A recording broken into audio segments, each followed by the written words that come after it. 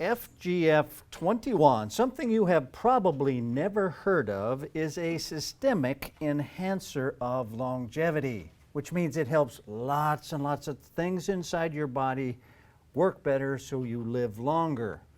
It's actually fibroblastic growth factor 21 is what that stands for. It's a hormone that regulates a lot of important pathways. It can regulate carbohydrate and fat metabolism of other things. It helps you maintain your energy level during times of fasting. It increases weight loss, very helpful, and it improves cellular aging. So I want to give you 5 ways to boost this hormone, and it is an enhancer of longevity by reacting to stress on your body. Now, most people don't know, but some stress is helpful because it makes our body adapt and grow stronger. For example, when you stress your bones, they put more calcium down and your bones get stronger. If you don't stress your bones, you get osteoporosis. So 5 things that boost FGF21. Number 1 would be fasting. And this article is 100 years old. And they promoted fasting as a method of prolonging healthy longevity. And they concluded by saying, without a doubt, fasting will have a great place in hygiene and therapeutics in the future, and it will certainly contribute to the prolongation of healthy longevity. Well, they were right in that it does do that. They were wrong in thinking it would be a big part of healthcare because it's not used very much, unfortunately. And the reason it works so well is it stimulates FGF21. That is the key. Now, if you don't want to fast and you want to boost your FGF21, what else could you do? How about cold exposure? You guys know the big rave about the cold plunge baths now. Or you can just get in a cold shower because mild cold exposure boosts FGF21. There's lots of benefits of taking a cold shower or being exposed to some cold, and here's 7 of them. It bolsters your immunity to the common cold. It combats symptoms of depression, improves circulation, increases metabolism, reduces inflammation, and prevents muscle soreness, relieves localized pain, and most importantly, cold exposure boosts FGF21, which improves your longevity.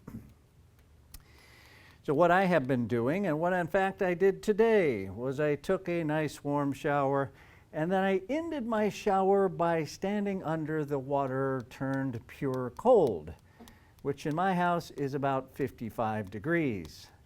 And I let it run down my face and head and front because that stimulates the vagus nerve, which also gives you health benefits. And I try to stick it out for about 30 seconds. That's about my tolerance level.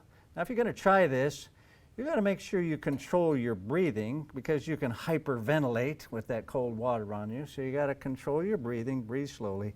And you know what the absolute best part of that cold shower is? When you get to turn the water off.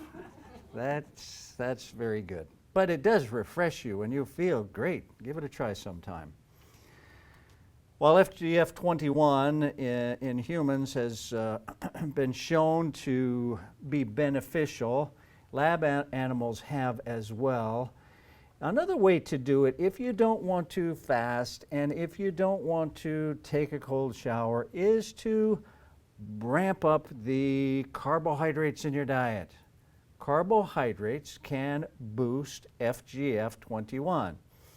So here's a study where they took mice and they fed mice lots of carbs and looked at their FGF21 levels and they went up. Well, mice fine, but what about humans? Well, here's a human study, and they took humans in this study and they fed them breads, pasta, cereals, corn, jam, juice. All right. Lots of carbs, not the best carbs, but what happened? FGF went up, 21 went up significantly. Now, it would have been much better if they had used good carbs, you know, beans, vegetables, fruits, grains, those things for the carbs. But lots of carbs ramp up FGF21, and you guys are fortunate because you're eating lots of healthy carbs on the 7 Systems plan.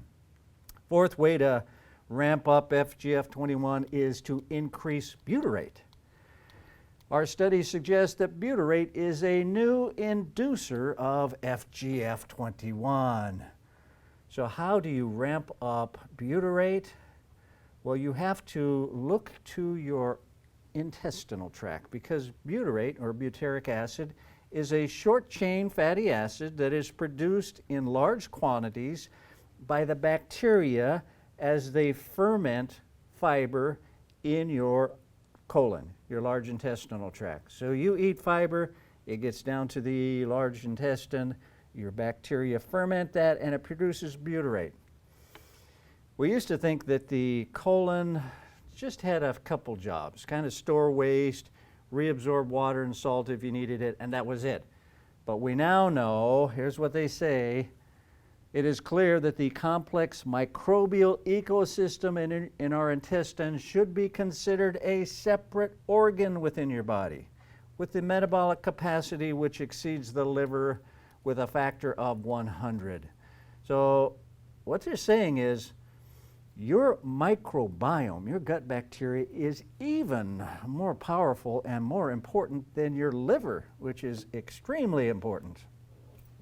Short-chain fatty acids are produced by the bacteria, and they suppress inflammation, they suppress cancer, and they boost FGF21. So this fermentation process is essential. It doesn't occur unless you eat fruits, vegetables, whole grains.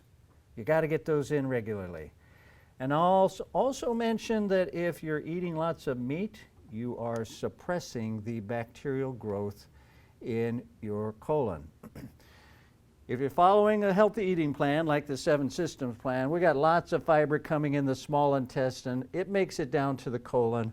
The bacteria in your colon ferment the fiber and produce short-chain fatty acids. Those short-chain fatty acids get into your circulation and benefit your entire body. We gotta get fiber in.